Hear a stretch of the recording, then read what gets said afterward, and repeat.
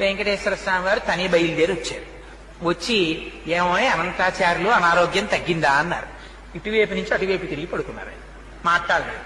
మాట్లాడకపోతే ఆయనే పాపం బల్ల లాక్కుని వెంకటేశ్వర స్వామి వారు కూర్చున్నారు. ఇవన్నీ యథార్థంగా జరిగిన సంఘటనలండి. ఓ బల్ల మీద కూర్చుని చెయ్యి పట్టుకుని అనంతాచార్యులు తగ్గలేదా, ఇంకా ఒంట్లో ఉష్ణం అన్నారు.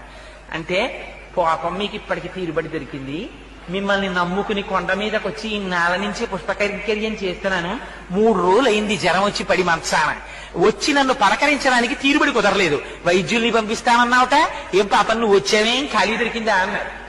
అంటే పోన్లేవయ్యా, మనస్సంతా కష్టపెట్టుకోకయ్యా, నీకు జ్వరం ఉందో లేదో చూద్దామని వచ్చాను. అనంతాచార్యులు నన్ను చూడాలన్న భక్తే తప్ప వైద్యులతో వైద్యం చేయించుకుందామని కూడా నీకు కోరిక లేదేమిటో, చూడు నీకు ఎలా తగ్గించేస్తానో అని ఒళ్ళంతా పాపం వెంకటేశ్వర స్వామి వారి వాత్సల్యం అంటే చూడండి.